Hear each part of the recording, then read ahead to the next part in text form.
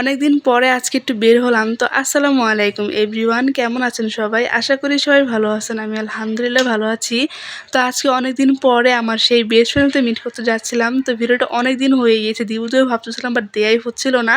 তো ভাবলাম যে না, আজকে ভিডিওটা দিয়েই দিব। তো ভিডিওটা একটু লং হতে পারে বাট আপনারা সবাই এনজয় করবেন, আমি খুব ভালো করে জানি। কারণ আজকে আমি আর আমার বান্ধবী অনেক বেশি এনজয় করেছি আর সব কিছু আপনাদের সবার সাথে শেয়ার করব। আর ভিডিওটা ভালো লেগে থাকলে অবশ্যই লাইক কমেন্ট শেয়ার করে দিবেন। তো লক্ষ্মীবাজার গিয়েছিলাম, সেখানে যেতে না যেতে দেখলাম যে আমার বান্ধবী অলরেডি আমার জন্য ঝালমুড়ি অর্ডার করে রেখেছে। কারণ ঝালমুড়ি আমার অনেক বেশি পছন্দ, এটাও খুব ভালো করেই জানে। তো ওখান থেকে ঝালমুড়ি খেলাম। তো খাওয়ার পর এখান থেকে 2টা গেঞ্জি নিয়েছিলাম, মানে বাসাতে পরার জন্যই আর কি। আর টুকটাক কেনাকাটা করতে গিয়েছিলাম আর কি। এখানে হচ্ছে ছোটো ছোটো ক্লিপ ছিল। আর লক্ষ্মীবাজারে তো যারা যারা আপনারা গিয়েছেন তারা তো জানেনই, ওইখানে এমন কোনো জিনিস নেই যে পাওয়া যায় না। আসলে এখানে সব কিছুই পাওয়া যায়। তো টুকটাক কিছু কেনাকাটা করেছিলাম আর কি। আর এখান থেকে একটা ছোট্ট পুতুল নিয়েছিলাম আর কি আমার আয়রার জন্য। ও আর কি অনেক বেশি পুতুল পছন্দ করে।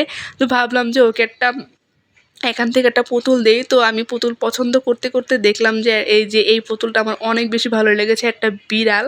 বিড়াল তো আমার এমনিতেই অনেক বেশি পছন্দ। তো পুতুল যখন আমি চুজ করতে যাই তখন আমার চোখে বিড়ালটাই পড়তেছিল বারবার। তো এখান থেকে একটা পুতুল নিয়েছিলাম। আর আমার ফ্রেন্ড আর কি এখান থেকে জুতা নিয়েছিল, তো ও আর কি জুতা চুজ করতেছিল।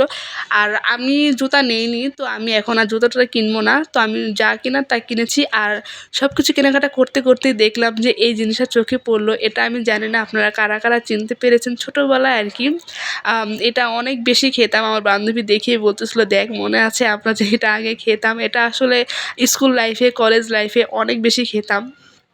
এটা হচ্ছে হজমি যেই পাউডারটা হয় ওইটা।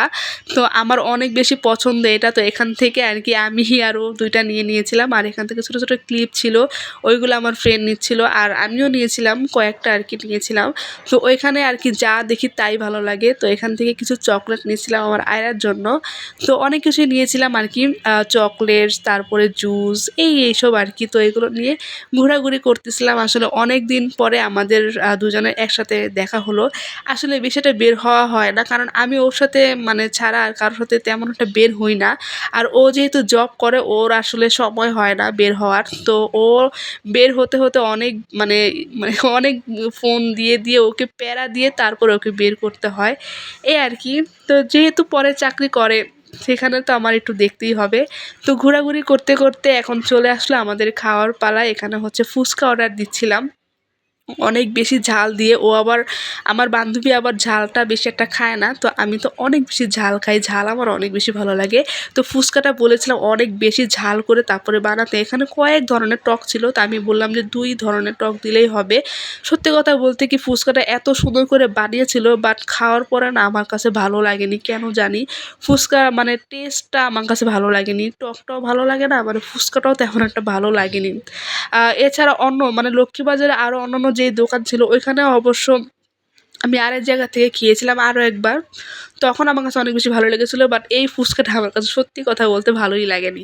তো যাই হোক, কিছু আর কি আর করার, তাই খেয়েছিলাম। আর এখান থেকে হচ্ছে পিৎজা আর হচ্ছে চিকেন শর্মা নিয়েছিলাম মেবি।